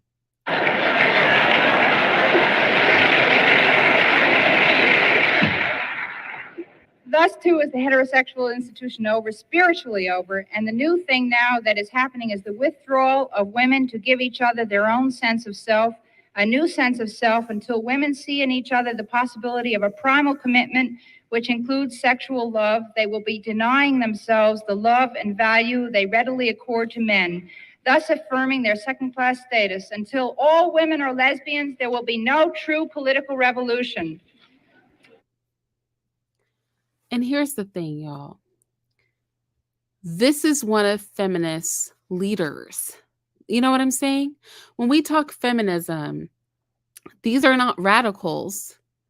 These aren't outliers. These are the women that wrote the blueprint for second wave feminism. Now we're in the third wave of feminism, and things have even gone left, more left than this. Girl, exactly. What is she talking about? She's all over the place. And then at the end of it,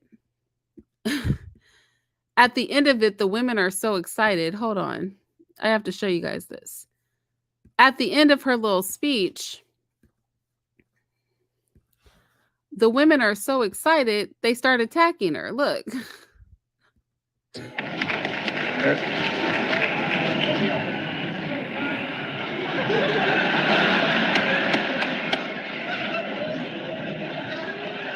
This is every man's fantasy. Isn't that what they say? What about me?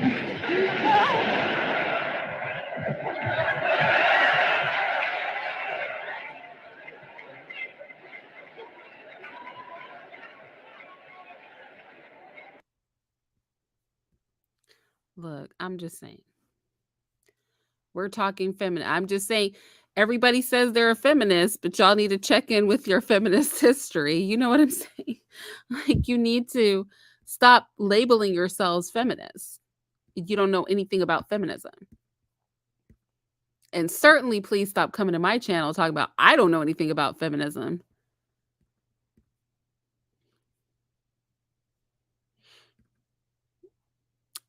Let's carry on. Right, melanated. Right. Right.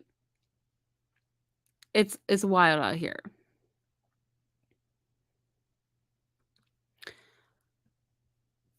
And third wave that was second wave feminism. Third wave feminism is even worse. Even worse. Let me see. I can't.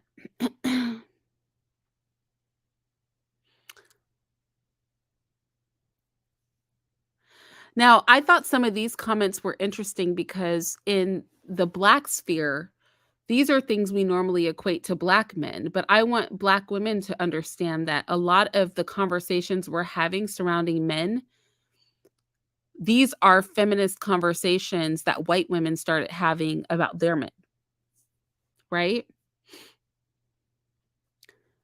Phallic aggression, the violence of men, a man's identity being dictated by his penis, right? That men have no criteria for worth other than their penises. It in the Black community, aren't we having these discussions?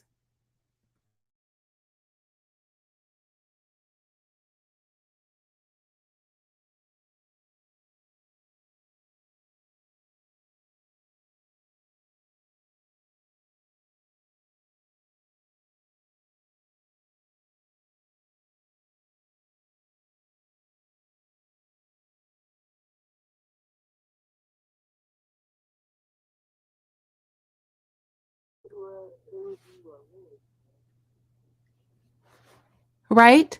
We've been having these conversations in Black circles, but this is not a new conversation.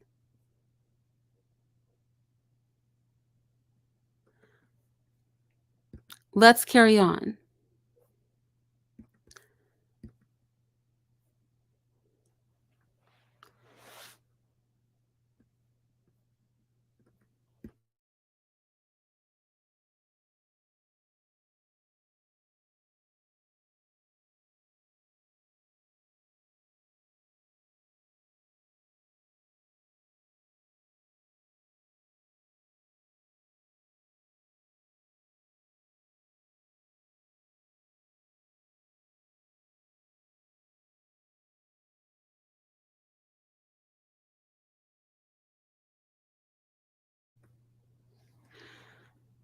Oh, how many pages of this do I have to go? There's so much for me to cover. Let me see. I'll finish it.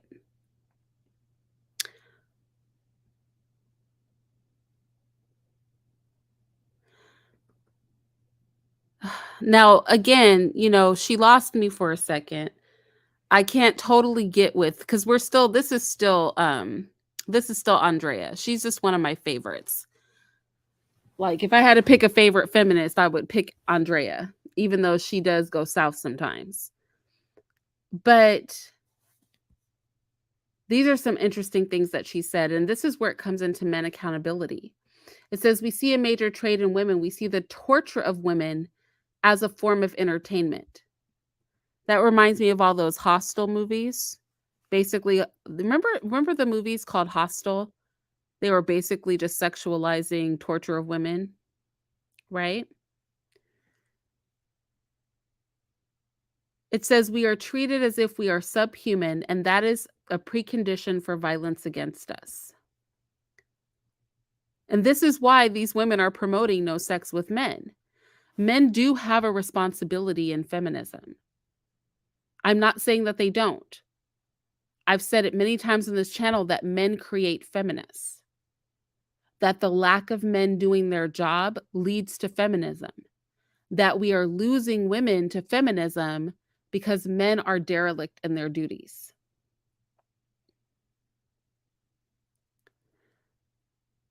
She goes on to say, when rape is when your rape is entertainment, your worthlessness is absolute.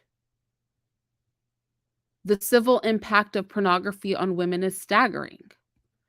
I have to say, I've seen porn, and it did affect me in the way that I view men. And I look when men watch porn, I look down on them. I don't trust a man that's into porn. Me personally. Every woman's different, but that's a no-go for me.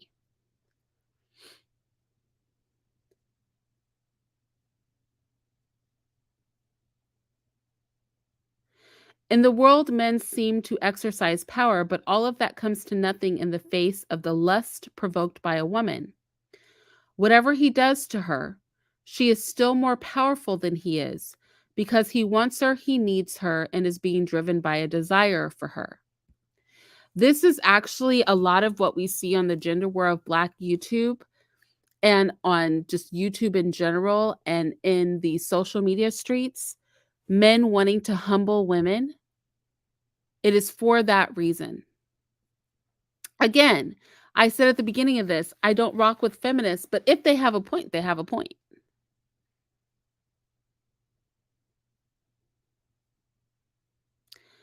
This is what I thought was really interesting.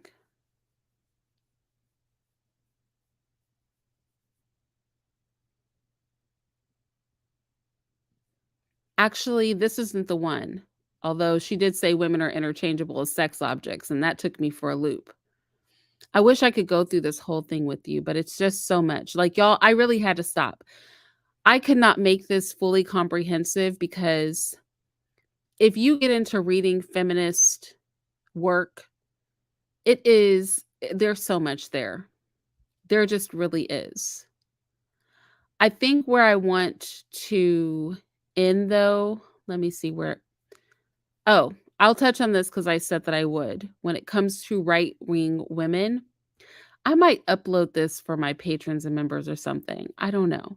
Not this video, but like this, because I can't go through the whole thing. But I do want to talk about, before I go here, because it's getting late for me, I do want to talk about feminists and the way that they view motherhood and family. I just want to read a few quotes. It says, the fact that we are all trained to be mothers from infancy on means that we are all trained to devote our lives to men. To be a mother is to devote your life to men, whether they are our sons or not.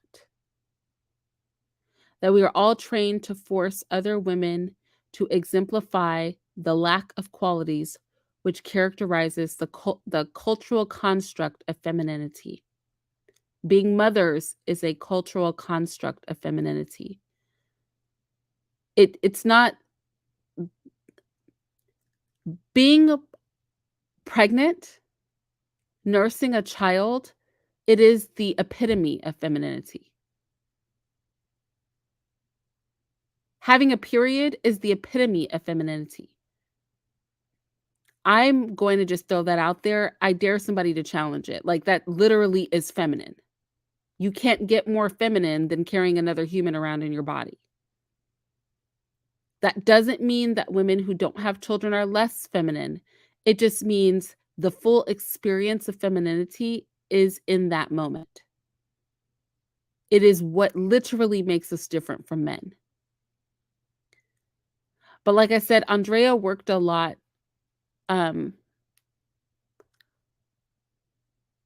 dealing with pornography, so I can see why she has such disdain for men. She says, this is actually Heidi Hartman.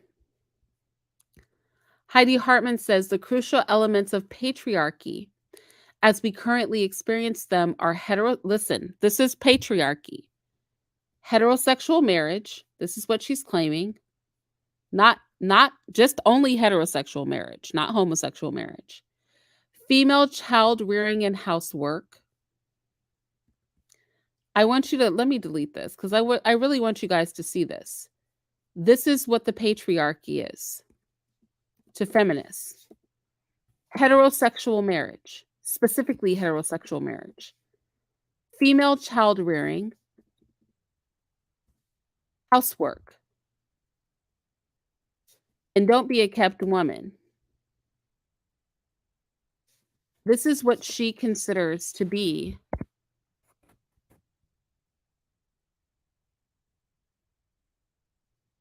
the crucial elements of patriarchy.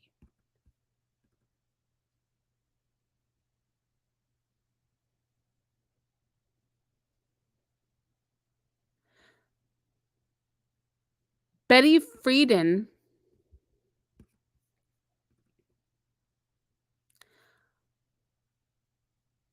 she says that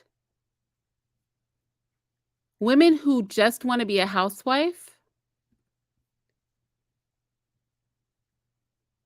are in as much danger as the millions who walk to their own death in the concentration camps. That they are suffering a slow death of mind and spirit. She compared being a housewife to being in a Nazi concentration camp headed for your death. This is feminism. Anti-woman, anti-marriage,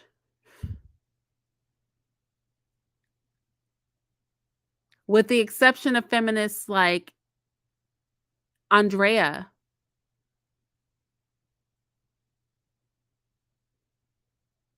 pro-prostitution, pro-pornography,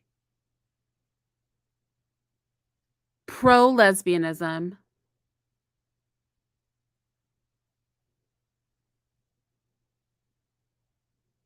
there you go.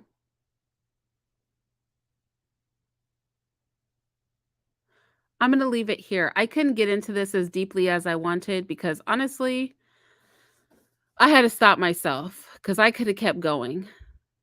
But I knew that I wasn't about to make a video. I knew if I had too much I knew if I did too much highlighting. I knew that if I had too much information on here, I was not going to make it through this video. As it is, I had to skip over a lot of things. But this is just all food for thought. Because so many women identify themselves as feminists, but I haven't even touched the tippy top of the iceberg. I have not even touched the tip of the iceberg of feminism. Like I barely stuck my little toe on and skimmed the surface of the water. The thing about feminism, like I said, is there's a lot of valid stuff in there. It's just like MGTOW. There's valid stuff in the MGTOW movement. There are real things in there. But just like with MGTOW, women get caught up in feminism because of the little taste of truth on the surface. But a lot of these ideologies lead you down a path of hating your own womanhood. They lead you down a path of behavior that is homosexual in nature. They lead you down a path of despising the idea of family and despising the idea of healthy relationships with men. And all of these satires that people make of feminists are not kind, but they're not off base either. There's a reason feminists are satired a certain way, and it's because it comes from their actual ideologies. So this is some food for thought, you guys. You think about it. I didn't get to really look at the comments like I wanted to, mostly because, my goodness, y'all, that was so long. I just wanted to get it over with. I couldn't bring myself to do this live earlier. I just wanted to get it over with. If I can just be honest with y'all, I just wanted to be done with this because I knew it was going to take forever. So I will talk to you guys later because we've been here 2 hours and I personally am over it. I don't know about you. I'll talk to you guys later.